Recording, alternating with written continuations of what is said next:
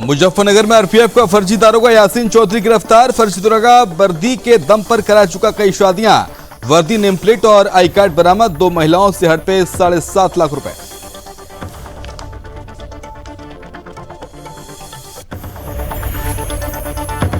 हरदोई बारूद में धमाका होने से हड़कंप मचा। 3 मुस्लिम बच्चे झुलसे, एक की हालत गंभीर। पुलिस की मुस्लिम आतिशबाजों के घर पर रेड।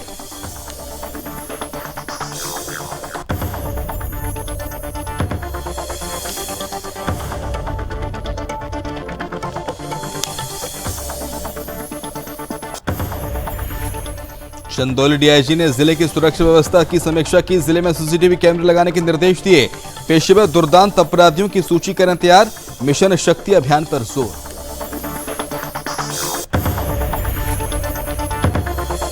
ग्वालियर में चुनाव का ऐलान होने के बाद सरपंच की हत्या। 2 शूटरों ने बरसाई ताबड़तोड़ गोलियां। एसपी ऑफिस पर शव को रखकर किया चक्का जाम। परिजनों की मांग, आरोपियों को करें गिरफ्तार।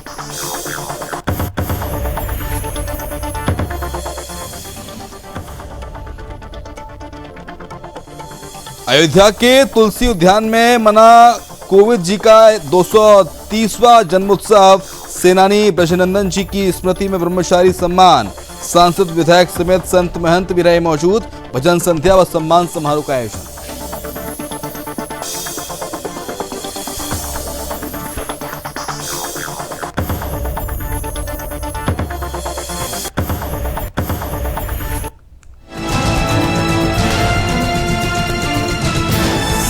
आप देख रहे हैं सुदर्शन न्यूज।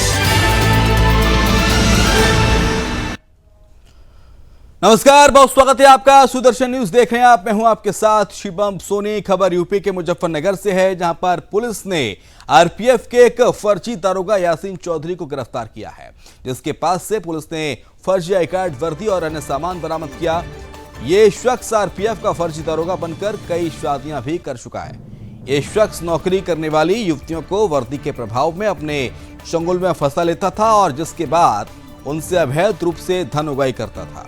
दरअसल मामला नई मंडी कोतवाली क्षेत्र का है, जहां पर पुलिस पूछताछ में खुलासा हुआ है कि यासीन नाम का ये शख्स रेलवे पुलिस का फर्जी दारोगा बनकर बाकायदा पुलिस की वर्दी पहनकर नौकरी पेशा करने वाली युवतियों को निशाना बनाता था। वर्दी के प्रभाव में उन्हें अपने चुंगल में फंसा लेता था, जिसके बाद ये शख्स उन युवतियों से धन उगाही करता था। गिरफ्त में आए शख्स के इस व्यक्ति ने धोखाधड़ी करके कई युवतियों से शादी भी की है, जिसके पास से पुलिस ने आरपीएफ के दारोगा की फर्जी वर्दी, आरपीएफ का एक फर्जी आई कार्ड और कई जो सामान्य हैं जो बरामद किया है।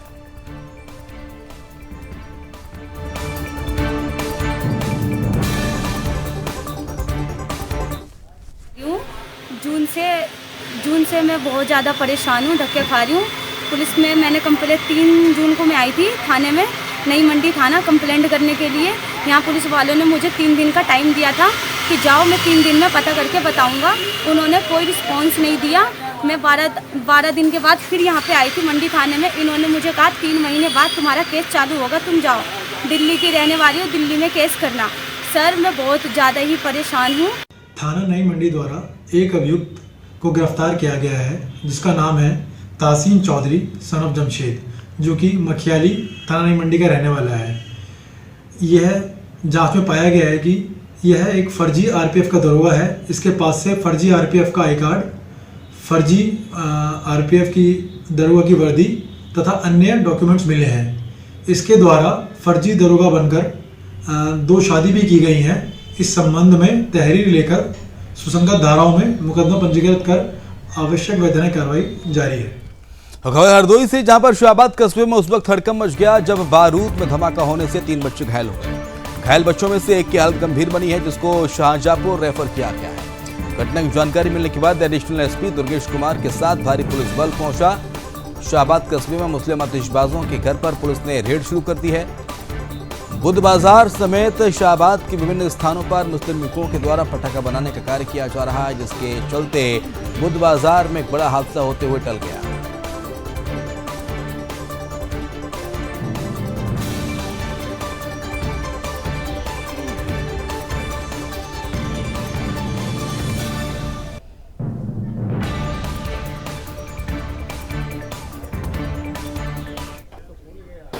शाहबाद कस्बे में ही बुद्ध बाजार एक मोहल्ला है, वहाँ पे उजेफा नामक एक युवक बारूद पटाखों से निकाल के वो जला रहा था, उसमें वो पूरी तरह झुलस गया।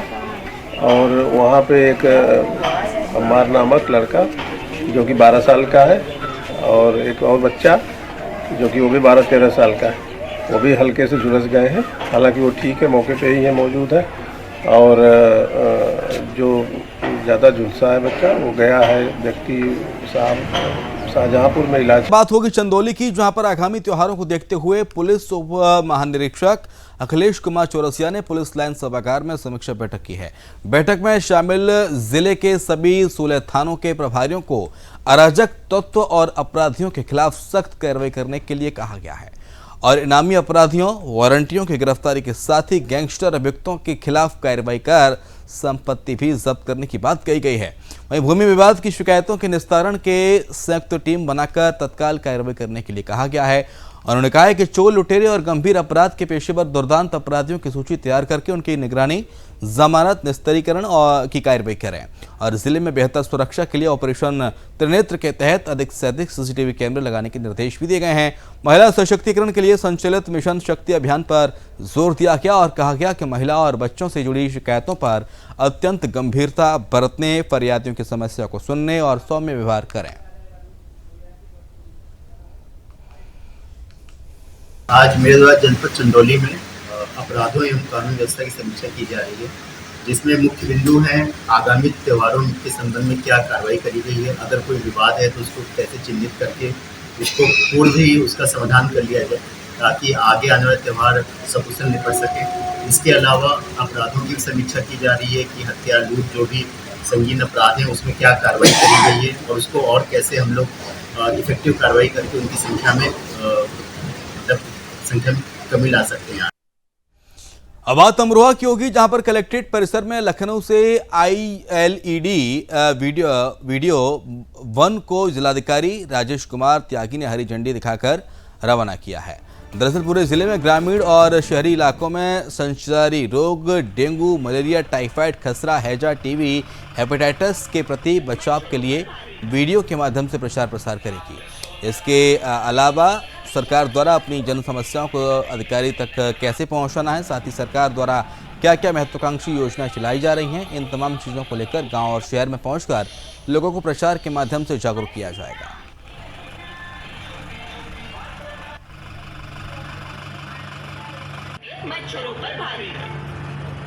संचारी रोग के प्रचार प्रसार और हो रहे बुखार के संबंध में जानकारी लोगों को करने के लिए सूचना विभाग से प्रचार वाहन प्राप्त हुआ, उसकी आज झंडी दिखा करके हम लोगों ने रवाना किया है कि विभिन्न क्षेत्रों में, नगरीय क्षेत्रों में, ग्रामीण क्षेत्रों में जाकर लोगों को जागरूक करें कि इस समय जो बुखार या बीमारी चल रही है उसके लिए क्या सावधानियां करें। जैसे वो घरों में साफ पानी कहीं हो उसको साफ करें, घर की साफ सफाई करें साप्ताहिक रूप से।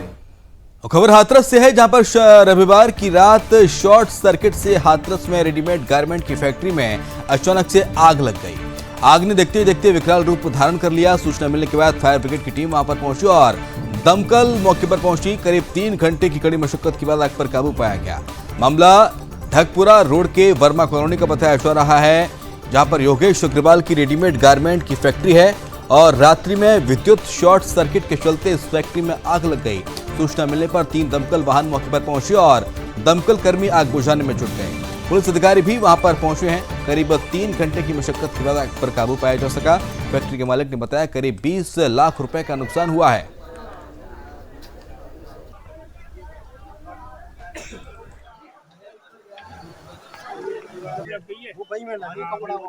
देखिए, कारणों का तो पता भी नहीं लगाया जा रहा है किस वजह से लगी है, पर आग पे पूरी तरह नियंत्रण पा लिया गया है। किसी प्रकार की कोई जनहानि नहीं हुई है और सुरक्षा की दृष्टि से आसपास के मकान पहले से ही खाली करा लिए गए थे किसी भी इवेंचुअलिटी से निपटने के। हमारी फायर की 3 गाड़ियां लगातार मेहनत करते हुए उन्होंने इस पर नियंत्रण पाया है। और बात अयोध्या की होगी, जहां पर श्री राम नगरी में तुलसी उद्यान में श्री राम जी के गुरु वशिष्ठ जी के रूप में माने जाने वाले कोविद जी का 230वां जन्मोत्सव मनाया गया। कार्यक्रम का आयोजन महापौर और 3 कलश मंदिर के महंत गिरीश पति त्रिपाठी के द्वारा किया गया, जिसमें सांसद लल्लू सिंह और विधायक वेद प्रकाश गुप्त समेत कई गणमान्य सैकड़ों संत और महंत उपस्थित रहे। दरअसल श्री राम जन्मभूमि मंदिर निर्माण न्यास के अध्यक्ष श्री जन्मेजय शरण जी और छोटी छावनी के महंत कमलनयन दास जी के साथ जनप्रतिनिधियों ने पहले दीप प्रज्वलन किया और फिर ब्रह्मलीन कौशल किशोर फलहारी जी को ब्रह्मचारी सम्मान से स्मृति चिन्ह और धनराशि देकर सम्मान किया।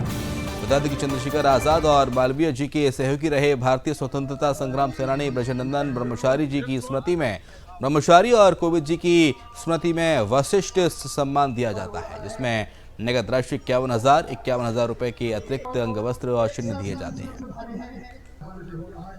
खबर मध्य प्रदेश के ग्वालियर से, जहां पर बन्हेरी गांव के सरपंच की गोलियों से भूनकर हत्या कर दी गई।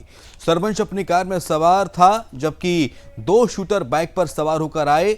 इन्होंने ताबड़तोड़ गोलियां चलाई और दिन दहाड़े बीच सड़क पर सरपंच की हत्या कर डाली। उधर गांव में जैसे ही सरपंच की हत्या की सूचना मिली, परिजनों ने आरोपियों के घर में आग लगा दी, साथ ही फायरिंग करना भी शुरू कर दिया। सूचना मिलने के बाद पुलिस भी गांव पर पहुंची और पुलिस गांव में घुस नहीं पा रही है। घटना के बाद मृतक सरपंच के परिजन मृतक के शव को लेकर एसपी ऑफिस पहुंच गए हैं और एसपी ऑफिस पर शव को रखकर चक्का जाम कर दिया गया है। पीड़ित परिवार की मांग है कि आरोपियों को तत्काल गिरफ्तार किया जाए, साथ ही आरोपियों के मकानों को तोड़ा जाए। वहीं समूचे मामले में एसपी राजेश चंदेल का कहना है कि पूर्व से विवाद था, उसकी पेशी थी, लेकिन उसको लेकर ये हुआ। अब पुलिस लगातार आरोपियों की पकड़े जाने को लेकर कार्रवाई कर रही है। अभी एक हत्या हुई है जिसमें 5 लोग जो हैं उन्होंने मौके पर आके फायरिंग की है और एक व्यक्ति को गोली लगी है। ये अभी प्राइमरी चीज़ हम लोगों ने जो घटनास्थल पर देखी वो है। अभी इनके परिजनों से भी बात कर रहे हैं और इसमें एफआईआर लेंगे मर्डर की। पता ये लगा है कि पुराना विवाद इनका चल रहा था और उसमें कोई कोर्ट में पेशी वेशी थी आज, जिसके लिए वो वकील साहब के पास आए थे। अभी परिजनों से बात करके उनको बस सांत्वना दी कि जो उनको मालूम है, जो बता रहे हूँ, उस पर कार्रवाई करेंगे, सख्ती से कार्रवाई। बात मध्य प्रदेश के टीकमगढ़ की, जहां पर खरगापुर रेलवे स्टेशन के पास ट्रेन की चपेट में आने से एक बालिका की दर्दनाक मौत हो गई। मौत के बाद मौके पर पहुंची जीआरपी पुलिस ने घटनास्थल का मुआयना किया। शव का पंचनामा बनाकर पोस्टमार्टम के लिए अस्पताल भिजवा दिया है। मृतका बालिका की शिनाख्त नहीं हो पाई है। मृतका बालिका आसपास के गांव की रहने वाली बताई जा रही है। फिलहाल पुलिस मर्ग कायम कर मामले की जांच में जुटी है।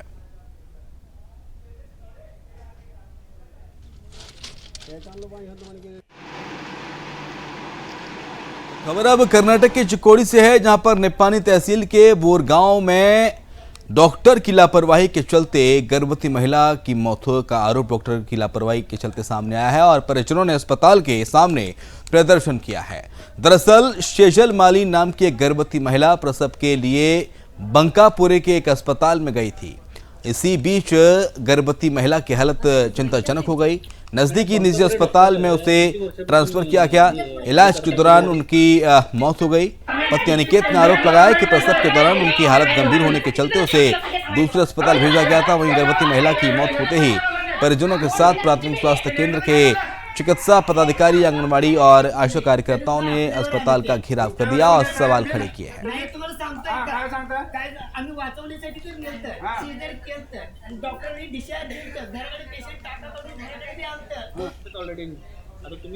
खबर बिहार के मुंगेर से है, जहां पर विभिन्न थाना परिसर में चहलुम पर्व, दुर्गा पूजा और काली पूजा में शांति व्यवस्था को बरकरार रखने को लेकर पुलिस अधीक्षक ने संज्ञान लिया है। वहीं सामाजिक व्यक्तियों को थाने में बुलाकर धारा 107 में की गई कार्रवाई के तहत बॉन्ड भरने की प्रक्रिया की जा रही है। कोतवाली थाना अध्यक्ष धीरेन्द्र कुमार पांडे ने बताया कि वरीय पदाधिकारी के निर्देश पर चहलुम दुर्गा पूजा और काली पूजा में शांति व्यवस्था बरकरार रखने को लेकर थाना परिसर में क्राइम कोर्ट लगाया गया, जहां पर असामाजिक तत्वों पर एक धारा 107 के तहत कार्रवाई की गई थी। आज सभी को बुलाकर बंद भरवाने की जो प्रक्रिया है वो की जा रही है। कोतवाली थाना क्षेत्र में करीब 350 लोगों के ऊपर धारा 107 के तहत कार्रवाई की।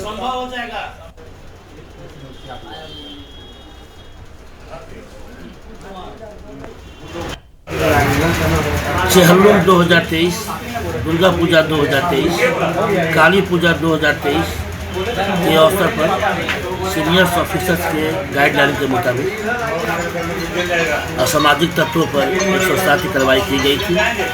कैंप कोर्ट कर लगाकर बॉन्ड डाउन की प्रक्रिया को संपन्न कराया जा रहा है। धन्यवाद। और खबर मध्य प्रदेश के टीकमगढ़ से है, जहां पर नगर में अज्ञात कारणों के चलते एक व्यक्ति ने फांसी लगाई है। दरअसल कोतवाली थाना अंतर्गत पुराने बस स्टैंड के पास एक व्यक्ति के द्वारा फांसी लगाने का मामला सामने आया। जानकारी के अनुसार पुराना बस स्टैंड निवासी प्रेम अग्रवाल के द्वारा अपनी दुकान पर फांसी के फंदे पर झूलते हुए पाए गए। इस घटना की जानकारी रात में ही जब परिजनों को हुई तो युवक को लेकर अस्पताल पहुंचे, जहां डॉक्टरों ने उसे मृत घोषित कर दिया।